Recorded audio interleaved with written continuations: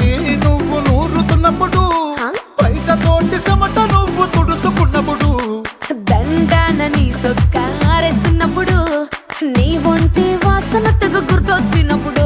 రెండు చేతులెత్తి జుట్టు ముడిచినప్పుడు, జండు కత్తుకొని పడుకున్నప్పుడు, అలసిపోయి నువ్వు ఆవలించినప్పుడు, వచ్చుండై